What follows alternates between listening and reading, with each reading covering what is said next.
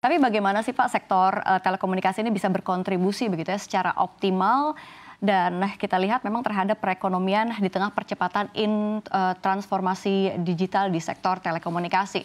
Bisakah sektor telekomunikasi ini ikut begitu ya menopang target pertumbuhan 8% di era Prabowo nanti? Secara makro memang itu menjadi keharusan gitu ya, adanya infrastruktur untuk pertumbuhan ekonomi yang lebih tinggi dari sekarang ya. Mengapa ya? Semua mengarah kepada ekonomi digital. Saat ini ekonomi digital kita hanya memberi kontribusi sekitar hampir 6%, kurang lebih 6% dari GDP kita yang 1,5 triliun dolar.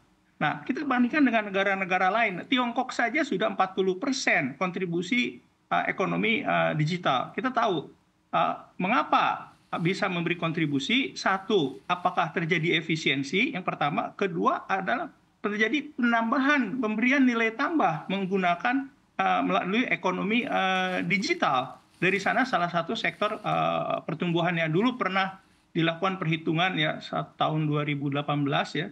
Tapi harus dilakukan restrukturisasi secara keseluruhan ya. Karena digital itu bukan urusannya Kominfo saja, itu harus keseluruhan. Tadi saya sampaikan dari sisi kontribusi kepada pemerintah ya, PNBP sekarang mungkin sekitar 22 sampai 25 triliun ya, itu jangan dianggap hanya urusan Kominfo, tapi urusan juga fiskal. Siapa yang menangani fiskal, kebijakan fiskal? Itu Kementerian Keuangan. Kemudian percepatan pertumbuhan dari ekonomi digital. Tadi dari awal sudah saya sampaikan bahwa Kominfo itu bukan segalanya, tetapi Kominfo yang memastikan menyediakan infrastruktur, kemudian perlindungan data pribadi, membantu memitigasi terjadinya potensi cyber attack, dan lain-lain ya.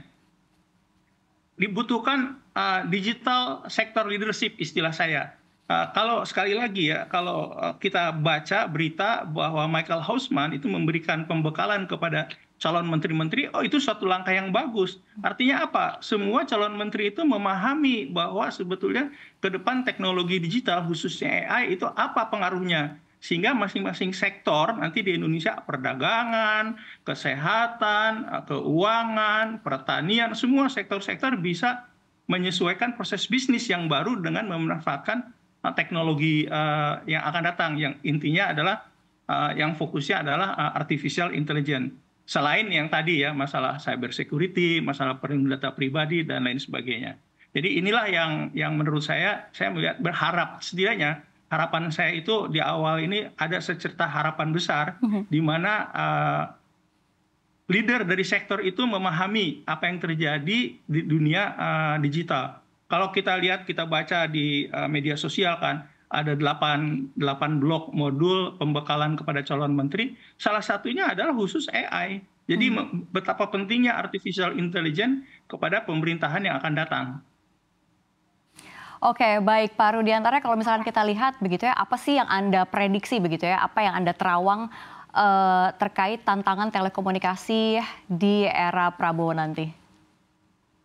Nah, kembali ya tadi bicara AI. AI itu butuh namanya data center. Data center itu butuh listrik. Nah, kita ketinggalan dibanding negara tetangga. Negara tetangga bahkan Malaysia mempunyai strategi data center dikumpulkan di Johor, dekat Singapura. Mereka mengadres pasar Malaysia maupun mengadres pasar Johor. Dan dibutuhkan kapasitas listrik yang besar. Ukuran data center itu bukan ukuran berapa luas lahannya, berapa besar prosesornya, tetapi berapa listrik yang dikonsumsi. Nah, demand ke depan, listrik ini pun yang dibutuhkan adalah green power.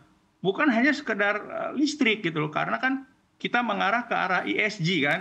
Jadi jangan sampai kita mendukung pembangunan data center besar-besaran, tapi juga create carbon misalkan ya.